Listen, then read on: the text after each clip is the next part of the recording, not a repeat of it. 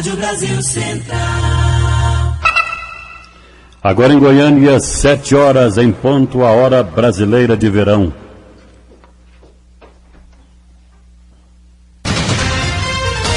Agora, pela Rádio Brasil Central e RBC FM 90,1, O Mundo em Sua Casa. O jornal falado de maior tradição no Centro-Oeste brasileiro. O Mundo em Sua Casa. A informação em cima do fato. Um mundo de notícias no começo do dia. O Mundo em Sua Casa tem a marca da Rádio Brasil Central e da RBC FM 90,1.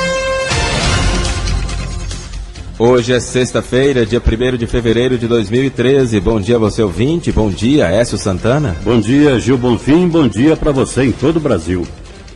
O Mundo em Sua Casa.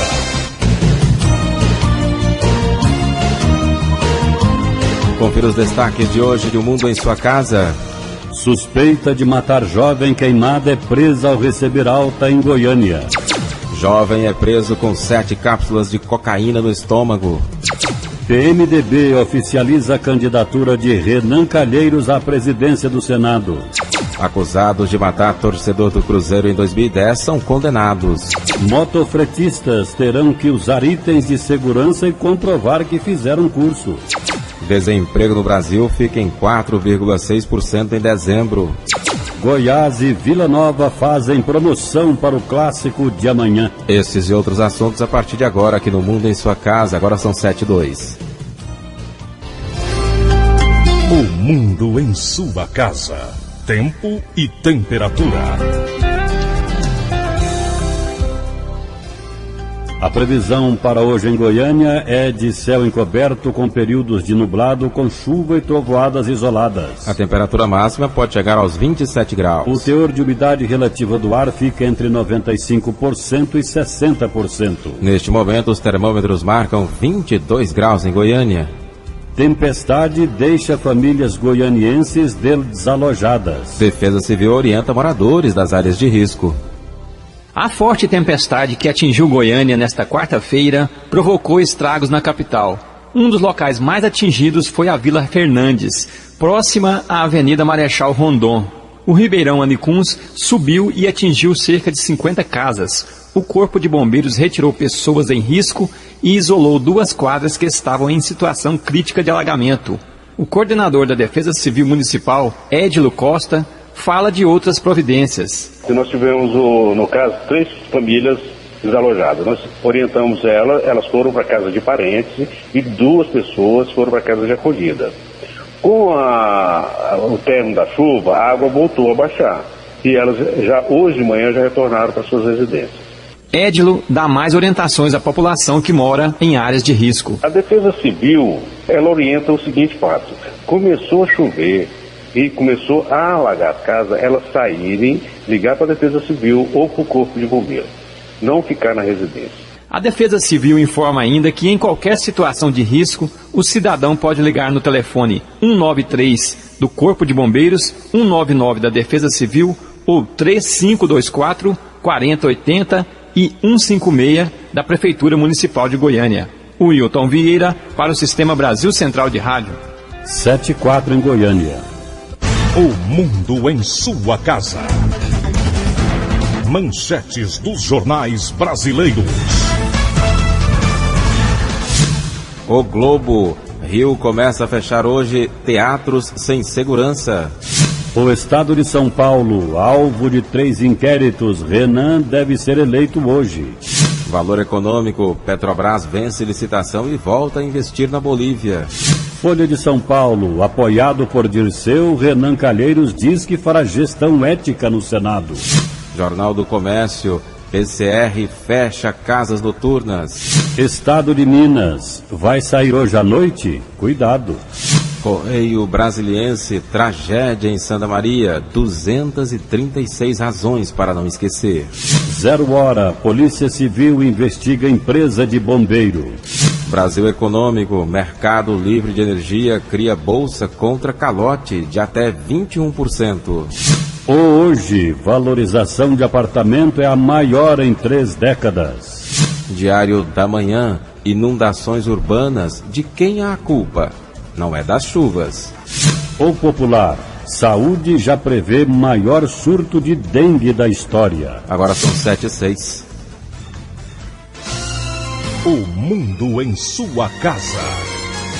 A política em Goiás. O governador Marconi Perillo participa logo mais às 10 horas de solenidade de posse da nova diretoria da Assembleia Legislativa do Estado de Goiás. Às 3 da tarde, o governador prestigia a solenidade de posse dos desembargadores Ney Teles de Paula, Carlos Hipólito Escher e Nelma Branco Ferreira Perillo, respectivamente nos cargos de presidente, vice-presidente e corregedora-geral da Justiça do Tribunal de Justiça de Goiás, no plenário do tribunal em Goiânia. Ontem, no período da tarde, o governador Marconi Perillo esteve em Brasília. Ele visitou 4 ministérios. O repórter Jânio Rodrigues acompanhou a visita do governador à capital federal. O Ministério da Justiça vai colaborar com o governo de Goiás na implementação definitiva da Defensoria Pública, inclusive com apoio financeiro de financiamentos. E será definida uma ação de segurança pública para o entorno de Brasília, como ocorre em Alagoas e na Paraíba. Já o ministro de Minas e Energia, Edson Lobão, agendou para a próxima quarta-feira uma reunião com o presidente da Eletrobras e com os diretores da CELG Geração e Transmissão, a fim de discutirem novos investimentos em Goiás. No Ministério das Cidades, na audiência com o ministro Aguinaldo Ribeiro, o governador Marconi Perillo conversou sobre saneamento básico, moradias populares, pavimentação urbana. A AGETOP e a Secretaria Estadual das Cidades vão elaborar proposta para o PAC no valor de R$400 milhões, visando a melhoria urbana dos municípios goianos. O governo federal vai abrir na semana que vem, no PAC 2 ou 3, as propostas para viabilização de melhorias urbanas nas cidades do estado. E eu já encarreguei ao secretário João Balestra que prepare, juntamente com a AGETOP, a proposta, e ele terá também o apoio do secretário do Entorno de Brasília, para que a gente possa rapidamente apresentar a proposta e os projetos básicos, para que através de um empréstimo o governo do estado possa socorrer as prefeituras, ajudar as prefeituras em melhorias das ruas já existentes e construção de ruas e avenidas novas. E as obras da Ferrovia Norte-Sul em Goiás serão retomadas em breve, de Ouro Verde rumo sudoeste e em Anápolis, uma vez que foram resolvidas as desapropriações, as licenças ambientais do IBAMA e as dúvidas do Tribunal de Contas da União quanto aos projetos executivos complementares e aos valores da obra. O ministro deverá ir acompanhado do presidente da Valec e do presidente do DENIT na próxima terça-feira para uma reunião com os construtores da Ferrovia Norte-Sul para garantir o reinício e uma celeridade bastante forte nesse ano 2013 em relação ao tramo sul e conclusão do tramo norte nessa parte de 5 quilômetros na cidade de Anápolis. O governo do estado, inclusive, vai encaminhar o secretário de Infraestrutura, representantes da AGETOP, da Procuradoria-Geral, para essa reunião do ministro com os construtores, que também vai fazer uma vistoria às obras da BR-060, ali próximo de Rio Verde. O ministro dos Transportes, Paulo Sérgio Passos, garantiu ao governador Marconi Perillo que a conclusão do anel viário de Goiânia é prioridade. Segundo o ministro, essa obra está na lista de prioridades que o ministro encaminhou ao gabinete da presidente Dilma e ao gabinete da ministra do Planejamento. Eu me comprometi a procurar a ministra com os nossos parlamentares em busca da garantia dessa prioridade do desvio da BR-153. Entre a BR-060 e até a saída de Rio Verde, o Estado está se comprometendo a construir essa parte do anel com recursos próprios, que seria o contorno noroeste. Então o Estado vai colaborar com a conclusão do anel, assumindo uma parte. A quarta parte ficaria por conta da Prefeitura de Goiânia. A primeira parte já está pronta, a parte que compreende a BR-060 até a BR-153. O ministro está priorizando esse projeto, porque ele é realmente muito importante para a região metropolitana de Goiânia, no sentido de desafogar o trânsito que passa dentro da cidade. Marconi Perillo pediu pela conclusão da BR-080, da rodovia Belém-Brasília a Luiz Alves, pela conclusão da BR-070, de Cocalzinho a BR-153 até Itaguari, e para escoar os produtos de Goiás e do Centro-Oeste pela navegação até o Porto de Santos, pediu a construção de 3 eclusas em São Simão, Cachoeira Dourada e Itumbiara, ainda sem data para começar. De Brasília, Jônio Rodrigues, para o Sistema Brasil Central de Rádio. Agora em Goiânia são 7h11. Nova mesa diretora da Assembleia Legislativa de Goiás toma posse e a atual presidente faz avaliação positiva de sua gestão. A sessão de posse da nova mesa diretora está marcada para as 10 horas da manhã de hoje. O governador Marconi Perillo e representantes de outros poderes já confirmaram presenças. Com isso, deixa o cargo de presidente o deputado Fábio de Souza, do PSDB, que exerceu a função pelo período de um mês e ontem fez uma avaliação de sua gestão. Olha, eu fiquei um pouco mais de um mês aqui, mas foi um mês atípico, porque é um mês de recesso parlamentar, é um mês em que os deputados ou estão de férias ou estão visitando as suas bases. Entretanto, eu fiz de tudo para dignificar esse cargo, que é o presidente do Poder Legislativo, representante de um poder. Eu recebi várias instituições aqui, eu recebi representantes de cerca de 85 cidades, todos trazendo reivindicações, todos falando que achavam importante e dei os devidos encaminhamentos para essas reivindicações. Pude conversar com instituições como o CRA ou como a AB para que a gente possa ter parcerias futuras entre a Assembleia e esses órgãos para realizarmos projetos, para poder fazer algo diferente do Poder Legislativo para com a sociedade. Estive no Tribunal de Justiça, estive no Ministério Público, recebi o Procurador-Geral aqui na casa, também estive com a OAB, sempre procurando apoio a alguns projetos que eu acho importante, como criação da vara especializada de combate à pedofilia. Enfim, pude, nesse pouquinho mais de um mês, fazer muito como presidente, apesar de ser um mês ativo. A nova mesa diretora tem como presidente o deputado Helder Valim, do PSDB, Hélio de Souza, DEM, primeiro vice-presidente, Paulo César Martins, PMDB, segundo vice-presidente, Frederico Nascimento, do PSD, primeiro secretário, Luiz César Bueno, do PT, terceiro secretário, e Luiz do Carmo, do PMDB, quarto secretário. Já o segundo secretário será escolhido em nova eleição, uma vez que o deputado Hildo do Candango, do PTB, indicado na ocasião da eleição da mesa diretora, assumiu a prefeitura de Águas Lindas. Logo após a posse, deve acontecer a eleição para o cargo de segundo secretário. Libório Santos, Sistema Brasil Central de Rádio. Agora são 7h13. A autoconvocação da Câmara de Vereadores de Goiânia deve durar até a próxima semana. Na sessão da tarde de ontem foi aprovada a redução do ISTI. O primeiro projeto, votado na tarde de ontem, trata da redução do ISTI, Imposto sobre Transmissão de Imóveis, de 3,5% para 2%. O projeto foi aprovado por unanimidade. 33 vereadores estavam presentes. O presidente da Câmara, vereador Clécio Alves, explica por que o projeto é importante. É um exemplo que o prefeito Paulo Garcia está dando e que, para o Brasil até, eu diria, hoje em Goiânia existem milhares de contratos de gaveta.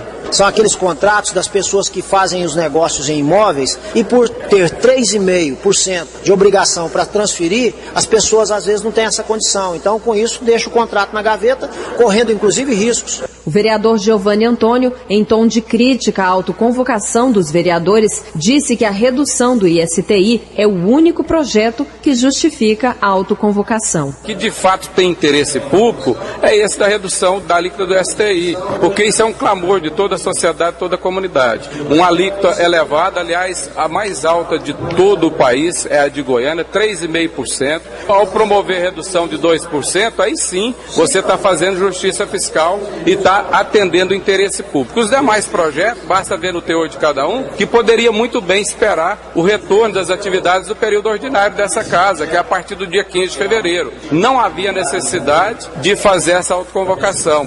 Também foram aprovados outros projetos, como a segunda votação do que estabelece o remanejamento do orçamento anual da Prefeitura em 30%. E o relator foi o vereador Misair Lemes. Rivacran, para o Sistema Brasil Central de Rádio. 7h15 agora. O mundo em sua casa. Política Nacional.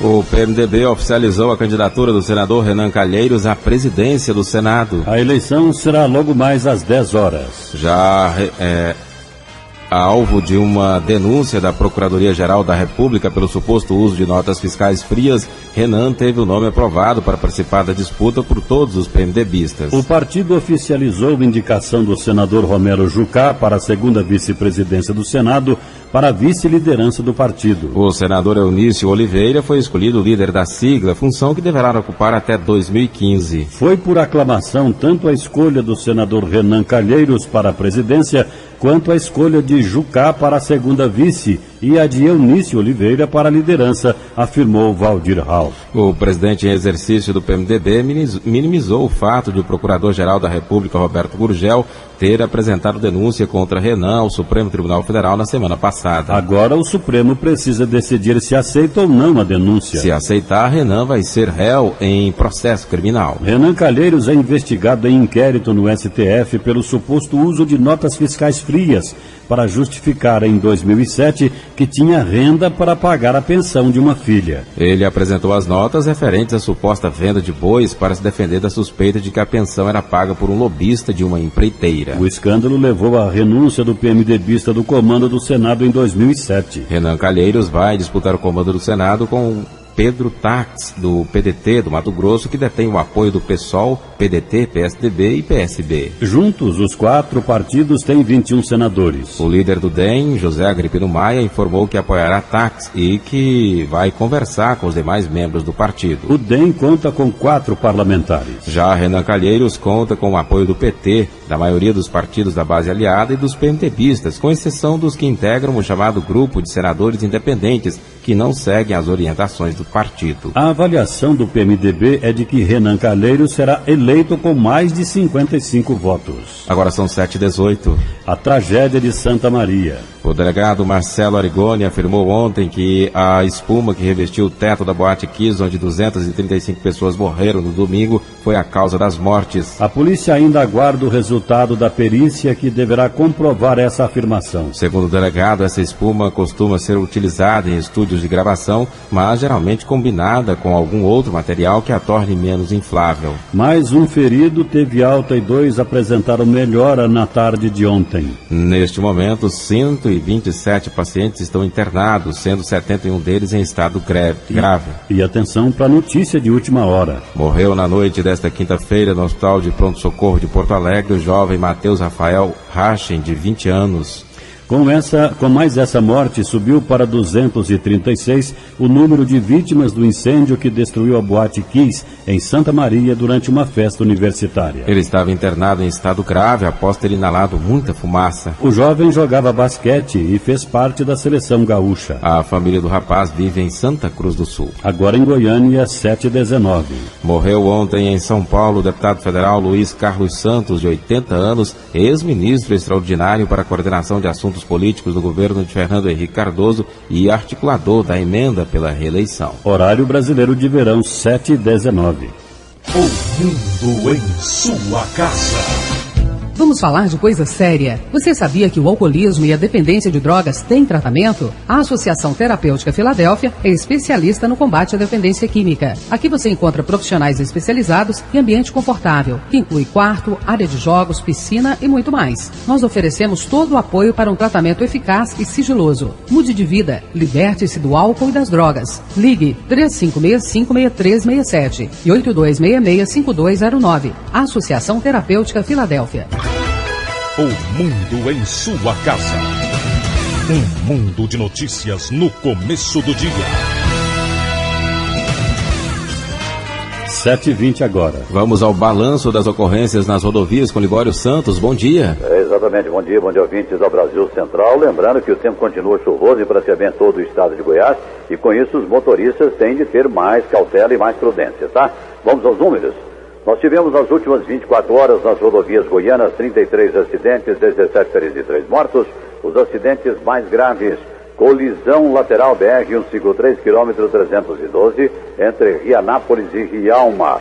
Um Fiat Strada, placa NLI 3232 de Rubiataba. O motorista saiu gravemente ferido. O segundo veículo, um CrossFox, placa NKG 1797 de Goiânia. Nesse veículo, 2 pessoas morreram, 2 mulheres, uma aparentando quase 60 anos, a outra 45 anos, que não foi identificada pela Polícia Rodoviária Federal, e mais 2 pessoas feridas, incluindo um menino de 8 anos de idade. Colisão frontal na GO 210, quilômetro 2, entre Davinópolis e Catalão. Salveiro, placa GZB 5495 de Uberlândia. O motorista Antônio Arcanjo Donizete dos Santos com lesões. O segundo veículo, um Ford Fiesta, placa JGH 8071 de Catalão. Vilmar Martins Borges, vítima fatal. E Marcelo Aurélio Ribeiro de Souza com lesões. Libório Santos, Sistema Brasil Central de Rádio. Agora em Goiânia, 7h21. A Polícia Civil prendeu na noite de ontem a jovem de 20 anos, suspeita de matar a estudante Micaele Moreira Nunes, de 23 anos, e ferir o namorado dela, de 33. De acordo com investigações, ela teria ateado fogo no casal por ciúmes. A garota, que também sofreu queimaduras, acabou detida ao receber alta em um hospital do setor Jardim América, em Goiânia. Com a prisão temporária decretada, ela foi encaminhada para a delegacia de Senador Canedo, responsável pelo caso. O delegado Tiago de Castro espera ouvir a jovem para indiciá-la por homicídio e tentativa de homicídio. Testemunhas afirmam que a suspeita jogou álcool e ateou fogo no casal de namorados em uma chácara no município de Caldazinha, que fica a 22 quilômetros de Goiânia. De acordo com familiares da vítima, ela teria interesse no rapaz, mas não era correspondida. Micaele morreu quarta-feira passada após ficar internada durante 4 dias no Hospital Geral de Goiânia. Ela teve 75% do corpo queimado. O sepultamento da estudante aconteceu ontem em Guapó, cidade onde morava. Também atingido, o namorado dela, de 33 anos, teve 50% do corpo queimado e está internado no Hospital de Queimaduras de Goiânia. Seu estado de saúde é estável. A família de Micaele acredita que o crime tenha sido premeditado. Polícia descobre que homem que detonou 2 artefatos nesta segunda-feira dentro de um ônibus coletivo no Jardim América, aqui em Goiânia, foi quem feriu um casal com uma bomba no último dia 5 em Anápolis.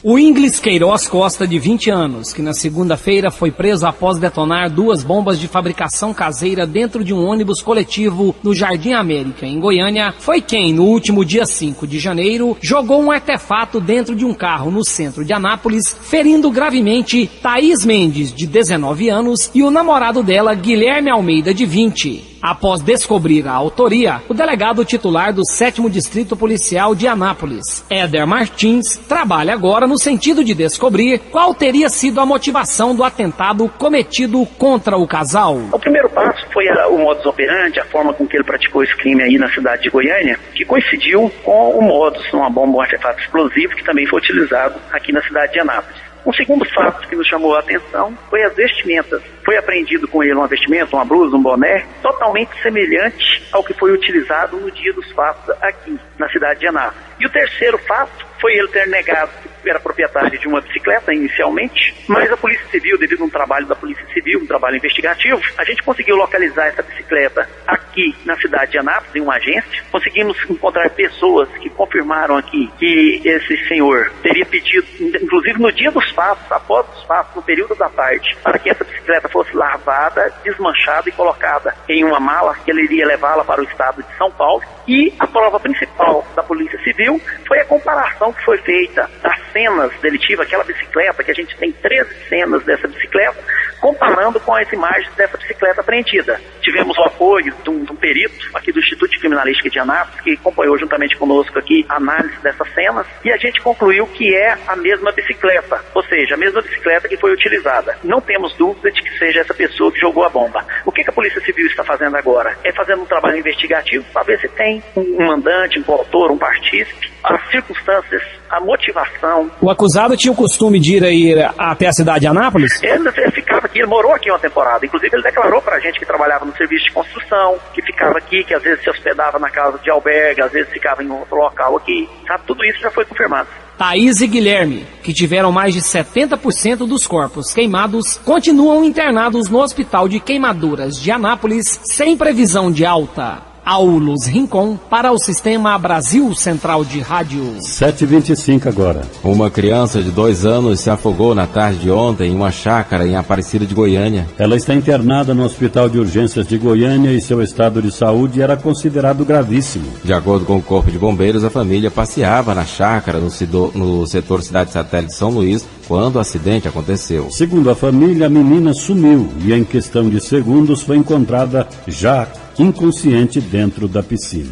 Polícia Técnico-Científica divulga resultado de DNA do caso da garota de 10 anos morta em Uruana no ano passado. Peritos do Instituto de Criminalística trabalharam no caso desde o dia 18 de outubro do ano passado, dia em que a menina desapareceu. Gabriele Carolina Dias Rocha, de 10 anos, sumiu depois de levar um filhote de cachorro na casa de uma amiga. Ela foi encontrada morta dias depois em um canavial na zona rural de Uruana, a 157 quilômetros de Goiânia. O perito criminal Valdinei da Silva, da Regional de Séries, explica que foram coletados vários vestígios na casa da amiga da vítima. Com todas as provas que nós levantamos lá, podemos afirmar que ela recebeu os golpes naquela residência. O pai da amiga da vítima, o trabalhador braçal Carlos José Moreira, de 50 anos, confessou na época ter assassinado a menina. A perita Mariana Mota, do Laboratório de Biologia e DNA Forense, explica que não é possível dizer se Gabriele foi estuprada. Pelas evidências que nós encontramos, não dá para afirmar se houve, porque nós não encontramos presença de espermatozoide. Não foi possível, na calcinha realmente não havia espermatozoide e nem no corpo da vítima foi encontrado espermatozoide. Carlos José tinha sido preso e levado para a casa de prisão provisória em Goiânia, onde foi encontrado morto no dia 10 de novembro do ano passado. Ele se suicidou com a fiação elétrica da cela. A superintendente da Polícia Técnico-Científica, Regiane Barcelos, explica que com os laudos o caso é considerado esclarecido. Ela chegou à casa do autor e a gente não sabe o porquê, mas nós temos evidências técnicas que demonstram que ela foi atacada na residência, tem vestígios dela lá. E nas amostras que foram encontradas, que são dele, tem material biológico dela. E quando encontrou o corpo, a gente fez os exames, mas infelizmente, em função do estado avançado de decomposição, nós não conseguimos caracterizar. Mas nós conseguimos vincular a presença dela na casa dele com o material biológico dela em objetos da casa dele. E isso a gente finaliza que ela foi realmente atacada por ele e ele é o autor do caso. Paulo Henrique Santos para o Sistema Brasil Central de Rádio. 7h28. Um jovem de 24 anos foi preso após ser pego em um posto de fiscalização da cidade de Cachoeira Alta, no sudoeste de Goiás, transportando haxixe e cocaína. Parte da droga estava dentro do estômago do rapaz. Segundo a polícia, foram apreendidos cerca de 1 quilo de haxixe e 11 cápsulas de cocaína. O jovem foi levado ao hospital, onde expeliu 5 cápsulas. Os exames revelaram que ainda estão no estômago do rapaz outras 2. O suspeito, que é brasileiro, foi preso em um ônibus que saiu do Paraguai com destino a Brasília. Durante a abordagem, 4 estrangeiros que vinham de Bangladesh, na Ásia, também chegaram a ser detidos por suspeita de tráfico, mas foram liberados porque não ficou comprovado o envolvimento deles no transporte da droga. Bombeiros lançam campanha de doação de sangue durante a Operação Carnaval. O Corpo de Bombeiros, em parceria com o Hemocentro, lançou a campanha Sangue Herói 2013. Cerca de 200 bombeiros se voluntariaram e doaram sangue no mesmo dia. De acordo com o coronel Carlos Helbingen Júnior, comandante do Corpo de Bombeiros, a ação já faz parte da Operação Carnaval. É uma forma diferente da gente lançar a nossa Operação Carnaval. Nós estamos no segundo ano que nós lançamos através do Sangue Herói. Uma única doação faz com que você possa beneficiar até 4 pessoas. Então, uma forma de podermos motivar as pessoas para esse importante ato de amor. Há sempre uma grande necessidade de doadores e principalmente às vésperas de um grande feriado e um feriado que é igual ao Carnaval, que potencialmente pode haver o aumento dessa demanda. Nós estamos buscando a fazer essa ação e possamos não só sermos doadores, como motivar. Vamos fazer uma campanha nas ruas, nos principais centros, para podermos convidar as pessoas a virem fazer doação. Mauro Silva, diretor do Hemocentro, comemorou a iniciativa. Ele lembra que o estoque do Hemocentro está baixo e a demanda não para de crescer. Nós estamos com um estoque baixíssimo, estamos hoje na média de 60 bolsas de sangue, e sendo que nós precisamos hoje dia 120 bolsas. Para o Carnaval, nós temos que chegar na semana do Carnaval com no mínimo 400 a 500 bolsas preparadas para um possível eventual acidente que a população precisar, e dizer, se você que é doador e que não é doador, compareça no nosso centro, faça sua doação. Uma única doação de sangue pode beneficiar até 4 pessoas. Estão aptas a doar pessoas com idade entre 16 e 67 anos, acima de 50 quilos e que estejam em bom estado de saúde. O Hemocentro fica na Avenida Anhanguera, próximo ao Terminal Praçá. Paulo Henrique Santos para o Sistema Brasil Central de Rádio. 7h31 em Goiânia. O secretário estadual de Segurança Pública, Joaquim Mesquita, informou no início desta semana que o Detran de Goiás terá todo o apoio, tanto para a realização da Operação Carnaval Responsável, quanto para a interiorização do programa Balada Responsável. O órgão já conta com o equipamento necessário para a realização do programa em 21 municípios concomitantemente. O Detran e a Secretaria de Segurança Pública afirmaram que a meta é afinar a atuação com vistas a agilizar as autuações de infratores em atendimento à nova lei seca. O Coronel Sebastião Vaz, diretor de operação do Detran, está conosco. Vamos conversar com ele. Ele vai trazer mais informações com relação à balada responsável. Olá, Coronel, bom dia. Bom dia, Edson. Bom dia a todos os ouvintes da RBC. Coronel, a Operação Balada Responsável vai ser ampliada neste carnaval? Exatamente, o programa Balada Responsável, ele completou 16 meses agora, no último dia 30 de janeiro. Nós fizemos essa operação de maneira ininterrupta na região metropolitana e vamos, a partir da Operação Carnaval agora, que vai estar em 13 cidades, sobretudo aquelas que atraem muito público, as cidades turísticas, e logo em seguida a gente vai colocar também em caráter permanente no interior do estado. Como você disse, o Detran já está preparado para, junto com o Batalhão de Trânsito, Polícia Militar, colocar a balada em pelo menos 20 cidades concomitantes. Hoje já é realidade em quantas cidades a operação, Coronel? Bom, na verdade nós estamos trabalhando em caráter permanente na região metropolitana, Goiânia, Anápolis, Aparecida, Trindade, Senador Canedo. E fizemos já, o ano passado, na Operação Carnaval em 23 cidades, nos 30 dias do mês de julho, na Operação Férias, fomos para 25 cidades, quer dizer, durante os 30 dias, e fizemos também na Semana Santa. Agora estamos voltando, fizemos também durante o período de Natal e na virada do ano em cidades do interior. E agora, voltando já de maneira, podemos dizer, interiorizada a balada, já começando agora com a Operação Carnaval em 13 cidades. Coronel, com a nova lei seca, a fiscalização será mais rígida. Qual que é a expectativa para ocorrências nesse carnaval?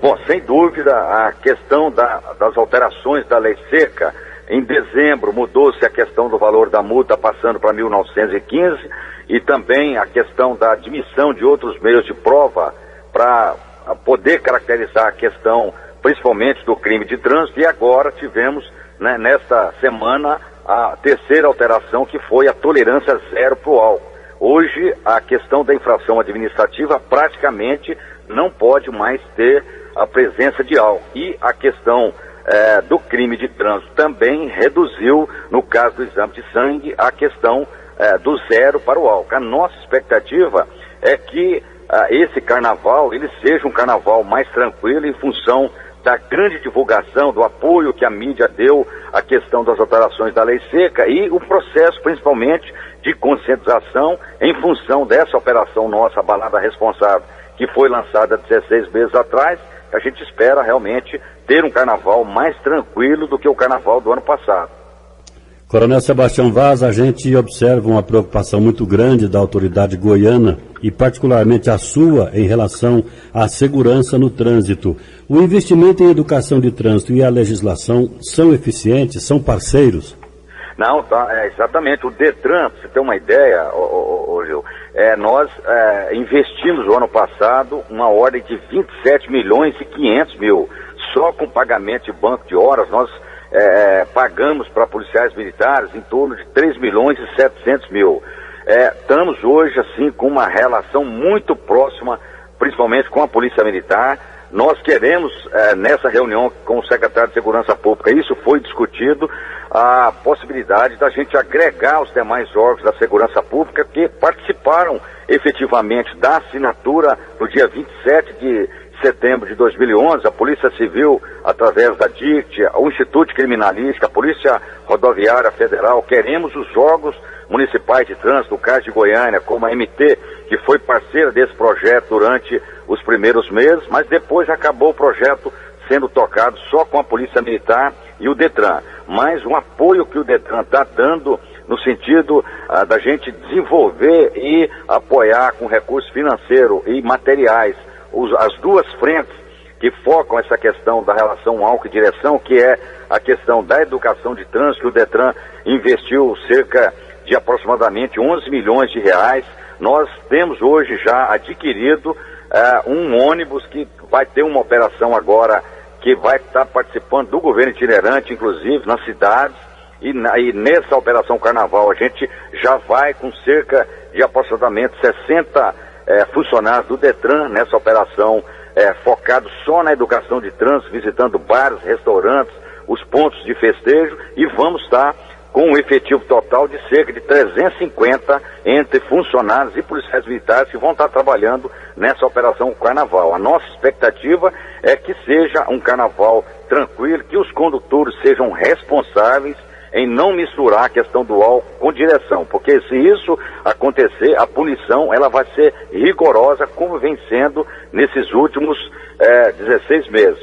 Só finalizando, para ter uma ideia, durante esses 16 meses, mais de 305 mil pessoas foram abordadas nas nossas operações, nos nossos pontos de blitz pela balada. Tivemos mais de 75 mil veículos, de maneira recorde. Nós tivemos mais de 48 mil testes do bafômetro realizados, 2.895 pessoas foram autuadas administrativamente, pagaram todas essas consequências da irresponsabilidade e 182 pessoas foram presas, conduzidas e autuadas em flagrante pelo crime de trânsito. Nós queremos baixar esse número exatamente com esse processo de conscientização do motorista. Diretor de Operação do Detran Goiás, Coronel Sebastião Vaz, obrigado pela entrevista aqui ao Mundo em Sua Casa. Um bom dia. Bom dia, e nós estamos à disposição e desejamos aí a todos os foliões um ótimo carnaval com muita responsabilidade. Diretor de Operações do Detran de Goiás, Coronel Sebastião Vaz, nos informando que a fiscalização vai ser rígida durante o carnaval, com a Operação Carnaval Responsável e também com a interiorização do programa Balada Responsável. Agora são 7h38. Um jovem de 19 anos foi preso ontem de madrugada, suspeito de tentar arrombar um caixa eletrônico dentro de uma agência bancária que fica na Avenida 85, no setor Bela Vista, aqui em Goiânia. De acordo com a Polícia Militar, ele foi flagrado tentando abrir o equipamento com uma chave de fenda. Segundo a polícia, o suspeito é morador de São Paulo e possivelmente estava em Goiânia para praticar crimes do tipo. O Ministério Público Federal denuncia dono da Friboi. Ele é acusado de sonegar mais de 10 milhões de reais em impostos. O Ministério Público Federal em Goiás ofereceu denúncia por crime tributário contra o comerciante Joesley Mendonça Batista.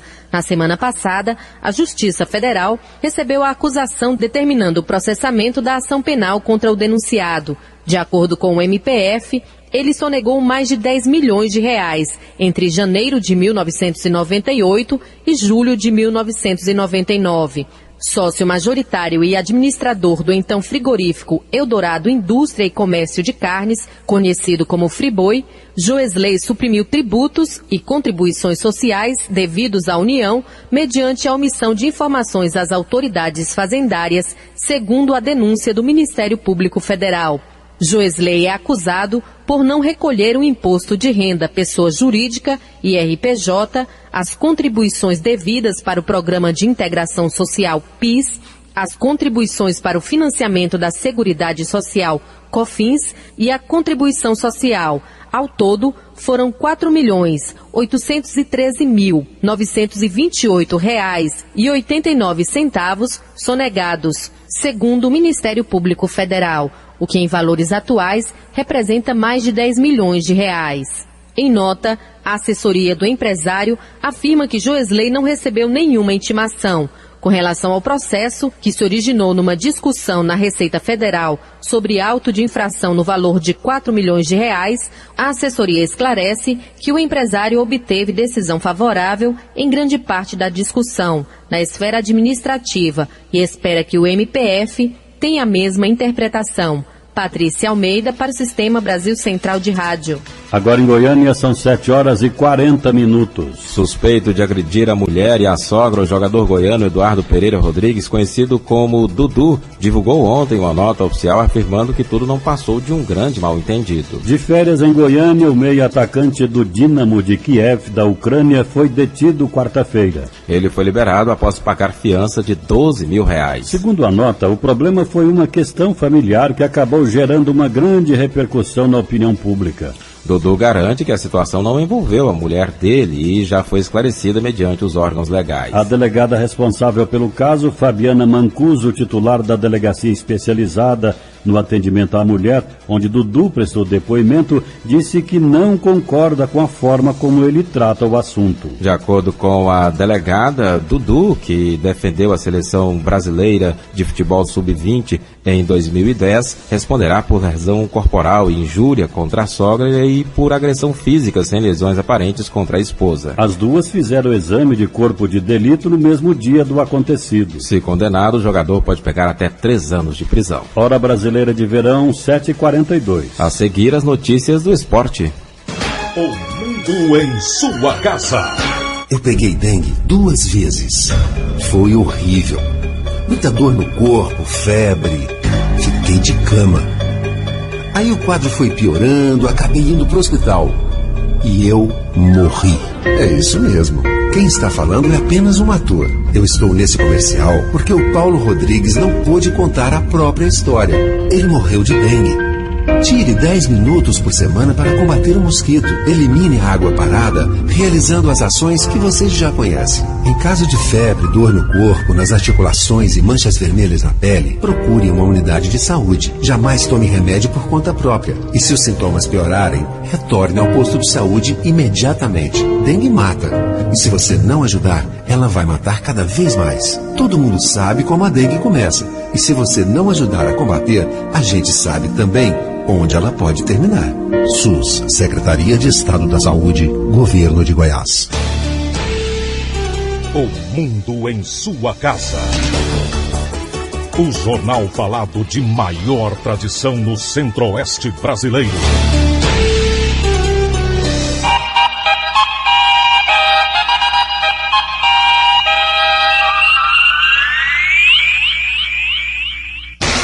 O mundo em sua casa. Esporte. 7h43. Fórmula 1. Foi confirmado o nome de um segundo piloto brasileiro na temporada deste ano de Fórmula 1. Luiz Razia, de 23 anos, acertou com a equipe Marúcia. Razia foi vice-campeão da GP2 ano passado. Parte da arquibancada da Arena do Grêmio foi interditada. Na última quarta-feira, durante comemoração de um gol do time, a grade caiu e 7 pessoas ficaram feridas. O Real Madrid anunciou a contratação do volante Casemiro, do São Paulo, por empréstimo até o dia 30 de junho, com opção de compra. O valor não foi revelado. O jogador, a princípio, defenderá o Castilha, o time B do Real Madrid, da segunda divisão do Campeonato Espanhol. Diretorias de Goiás e Vila Nova fazem acordo e confirmam promoção para clássico de amanhã no Serra Dourada. A venda antecipada deve começar hoje no Empório Esmeraldino, em estádios Ailê Pinheiro e também no Onésio Brasileiro Alvarenga. A Federação Goiana de Futebol propôs para as diretorias de Vila e Goiás promoção nos clássicos entre as equipes. No primeiro turno, primeiro jogo amanhã e depois no início de março, jogo comando do Vila Nova.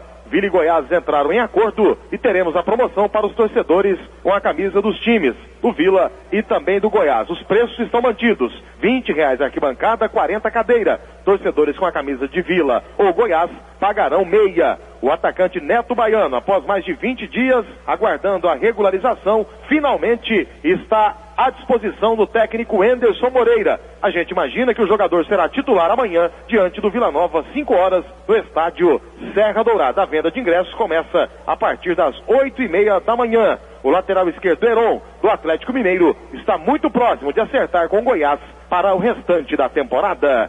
Vinícius Silva para o Sistema Brasil Central de Rádio. Agora 7h45. Dario Pereira define hoje à tarde o time do Vila Nova, que enfrenta o seu maior rival. Os jogadores do Vila Nova fizeram apenas um trabalho físico leve ontem no Onésio Brasileiro Alvarenga na reapresentação. hoje treina apenas no período da tarde, a última movimentação antes do grande clássico de amanhã diante do Goiás no estádio Serra Dourada às 5 da tarde. O técnico Dario Pereira poderá contar com o retorno do meia Magnum, que na vitória diante do Anápolis desfalcou o Vila por estar suspenso, tinha sido expulso na rodada anterior. Desfalque mesmo para o Vila Nova é só o atacante Elcimar. Este ainda deve ficar mais uma semana no departamento médico. É claro, tem também o zagueiro Leandrão, mas esse vai demorar um pouco mais a ficar à disposição. Pelo menos mais 6 semanas por conta de uma contusão na coxa no departamento médico. Hoje à tarde, o técnico Dario Pereira define o Vila para o maior clássico do Centro-Oeste diante do Goiás. Paulo Massad para o Sistema Brasil Central de Rádio. Agora são 7h46. Falta de vitória no Goianão tem preocupado o Atlético.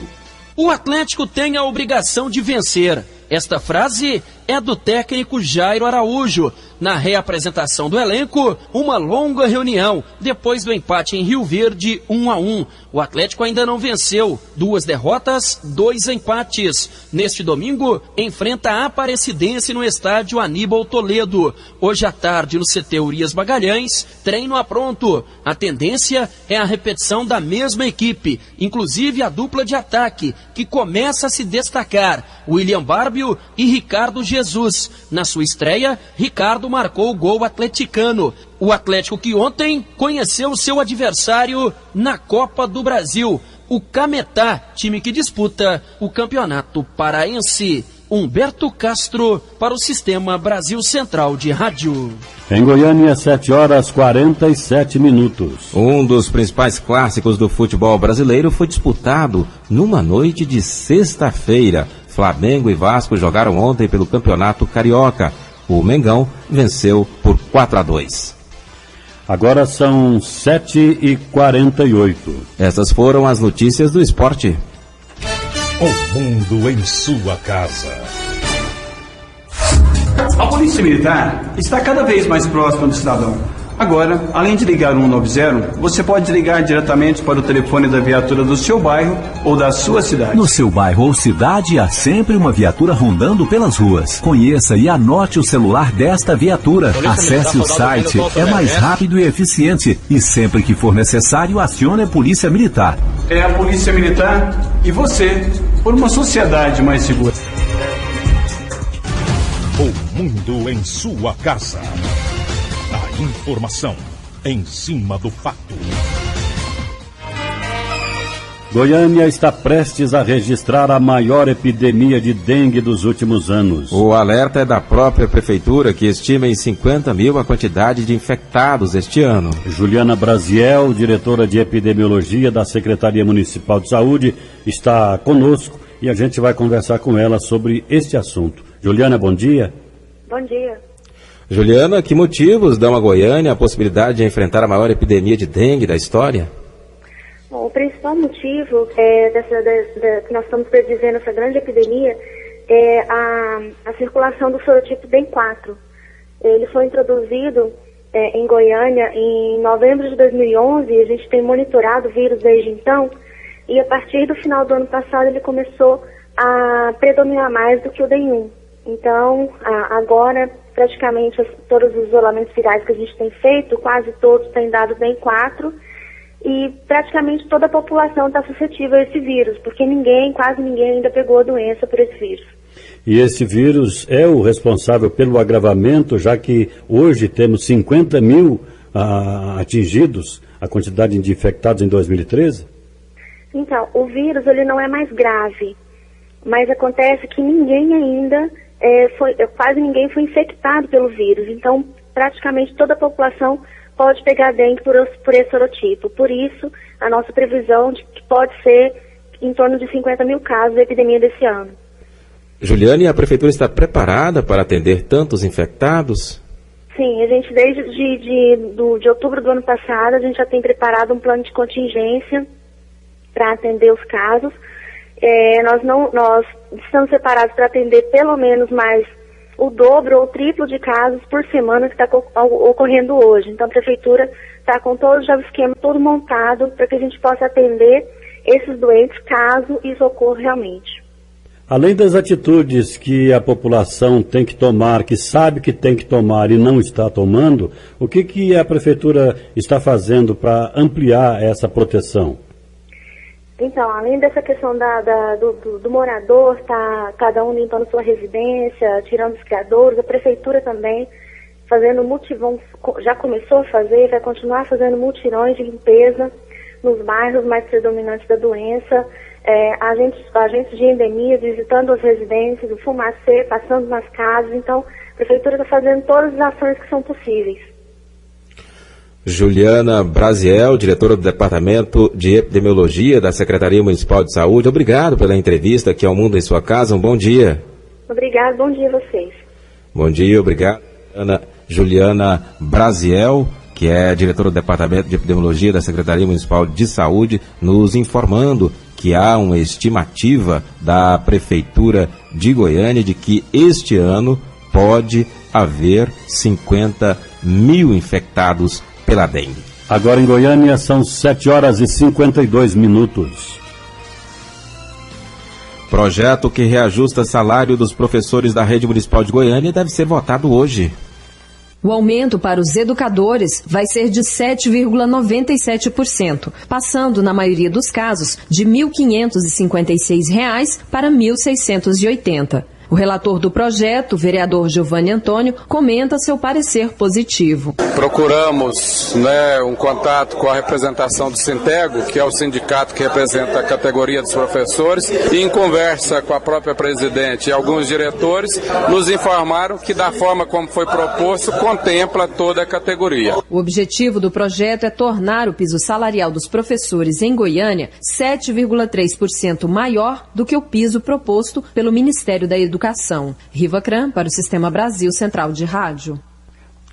Agora em Goiânia são 7h53. A partir de amanhã, profissionais que trabalham com motofrete vão ter que comprovar que fizeram um curso e que estão em dia com os itens de segurança. O problema é que grande maioria deixou a regularização para a última hora. Os motofretistas só poderão circular se estiverem a licença especial na carteira de habilitação e a placa vermelha, que indica que a moto pode fazer entregas. Desde agosto do ano passado, já é obrigatório o uso de equipamentos de segurança, como faixas refletivas no baú, protetor de perna, antena corta-linha, o colete e o capacete com viseira e fita refletivas. Para ter a carteira nova, é preciso fazer um curso de 30 horas. Os motociclistas aprendem noções de ética, educação no trânsito, direitos e deveres do profissional. Agora são 7h54. Em dezembro, o desemprego no Brasil ficou em 4,6%. Foi o menor percentual desde março de 2002, quando o IBGE adotou a atual fórmula de cálculo. O rendimento do trabalhador caiu levemente. Em todo o ano de 2012, a taxa média de 5,5% também é um recorde de baixa. A população ocupada cresceu 2% na comparação com o ano anterior. Estado e municípios se unem para tornar Goiânia mais atrativa ao turismo. O ex-deputado estadual Francisco Bento da Silva, novo secretário municipal de turismo, foi apresentado nesta quinta-feira ao Trade Turístico de Goiás, durante o primeiro Café Convention de 2013. De acordo com o secretário, uma das principais preocupações é o aeroporto Santa Genoveva, que está paralisado no período noturno para reformas. A secretaria, segundo ele, quer garantir o retorno dos voos até o mês de março. Além disso, outras ações devem ser realizadas para tornar a capital mais atrativa ao turismo em anos das Copas de Confederações e Copa do Mundo. Nós já temos aqui, antes da Copa do Mundo, a Copa das Confederações, que está chegando aí. E a gente já é agora para o mês de junho, né? Sabemos que tem países com times que vêm fazer treinamento em Goiânia. Então é uma estrutura que já tem que estar. Nós estamos aí com problemas até com o aeroporto, essa questão de fechamento noturno aí por 10 horas, que tem um certo comprometimento. Mas estamos já trabalhando e atuando junto à própria Infraero, no sentido de que possa reduzir o tempo de reconstrução ou de recapeamento do aeroporto, para que no dia 3 de junho, como é a promessa da própria Infraero, o aeroporto esteja totalmente liberado para não ter mais esse complicador de 10 horas por noite, e aí já está efetivamente funcionando. O presidente da Goiás Turismo, Aparecido Sparapani, afirma que já há negociação com as seleções do Japão, Alemanha e Inglaterra para que façam os treinos em Goiânia. Nós tivemos visita de alguns países já. Aqui em Goiânia visitamos estádios, tá? Como o Japão, como a Alemanha, como Inglaterra. Então agora é uma sequência de trabalho que nós vamos fazer para primeiro ir nas embaixadas e depois visitar os países nas confederações. Além do trabalho na capital, a Goiás Turismo se prepara para inaugurar novos centros culturais no interior do estado. Eloísa Amaral para o Sistema Brasil Central de Rádio.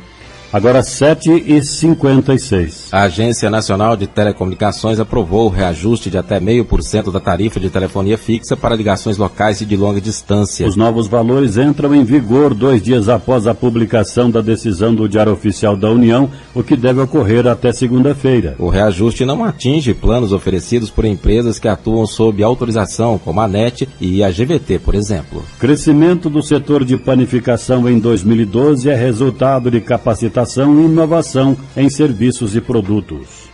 O setor de panificação teve um crescimento de 11,3% entre janeiro e outubro de 2012 no país. Os resultados foram apresentados durante encontro realizado na Casa da Indústria e que reuniu representantes de cerca de 30 panificadoras de Goiânia. Segundo o vice-presidente regional Centro-Oeste da Associação Brasileira da Indústria de Panificação, Marcelo Menezes, o crescimento se deve, entre outros fatores, à diversificação de serviços e produtos. Os empresários vêm investindo em capacitação de mão de obra, nos layouts de loja, né, na melhoria e na maioria de melhoramento do seu mix, né, oferecendo novos serviços. A reunião serviu também para apresentar os resultados do Programa de Apoio à Competitividade das Micro e Pequenas Indústrias, que busca a capacitação de proprietários e funcionários de panificadoras e que, na opinião do presidente do Sindipão, Luiz Gonzaga de Almeida, contribui para o aumento da lucratividade das empresas. Todas as empresas tiveram aumento de produtividade, aumento nas vendas, qualidade nos produtos melhoraram muito e o conceito padaria cresceu perante os nossos consumidores. O comerciante Milton Rezende Dávila, que participou do programa, afirma que já vê melhorias na gestão de sua empresa. Pude muito melhorar o nosso nível de entendimento do nosso próprio comércio, de melhorar no atendimento, de melhorar na lucratividade, mexeu mesmo na lucratividade, foi muito bom. O programa tem a parceria da CNI, Sebrae e Sindipão e tem duração de 18 meses. Fernando Oliveira para o Sistema Brasil Central de Rádio. 7h58. 2 integrantes de uma torcida organizada do Atlético Mineiro foram condenados pela morte do cruzeirense Otávio Fernandes em novembro de 2010. O julgamento de 6 dos 12 acusados de envolvimento no crime terminou na noite de ontem, segundo o Tribunal do Júri do Fórum Lafayette. De acordo com a sentença, João Paulo Celestino foi condenado a 15 anos e 10 meses e Marcos Vinícius de Oliveira a 17 anos pelos crimes de homicídio e formação de quadrilha. As penas foram diferentes porque Celestino confessou que participou do crime. Destaque internacional. O governo da Síria acusou Israel de bombardear seu território e ameaçou responder com um ataque militar. O comunicado do Exército diz que a Síria tem o direito de defender sua soberania. O embaixador da Síria no Líbano chegou a mencionar uma ação surpresa contra Israel em represália ao suposto ataque aéreo. Segundo o governo sírio, caças israelenses bombardearam um centro de pesquisa científica em Shanghai, perto de Damasco, na quarta-feira. 2 trabalhadores teriam sido mortos e 5 teriam ficado feridos. A Rússia e o Irã condenaram o ataque. Israel não comentou o caso. 8 horas em ponto em Goiânia, está terminando mais uma edição de O Mundo em Sua Casa, que teve a apresentação hoje de Écio Santana e Gil Bonfim. Redação e edição Adam Mendes, Antônio Correia e Marcelo Cabral. Direção de estúdio Fábio Maurício. Chefes de reportagens Ione Chagas e Almir Costa. Operação de áudio Direção Otair José. Central Técnica Ricardo Souza. Gerência do Sistema de Rádio Sueide Barbosa. Direção de Tele-Rádio-Difusão Abadia Lima. O Mundo em Sua Casa volta amanhã às 7 horas. Bom dia, Gil. Bom dia, Écio, e até amanhã. Este foi, pela Rádio Brasil Central e RBC FM 90,1, O Mundo em Sua Casa. O jornal falado de maior tradição no Centro-Oeste brasileiro. O Mundo em Sua Casa. A informação em cima do fato. Um mundo de notícias no começo do dia. O Mundo em Sua Casa voltará sempre com a marca da Rádio Brasil Central e da RBC FM 90,1.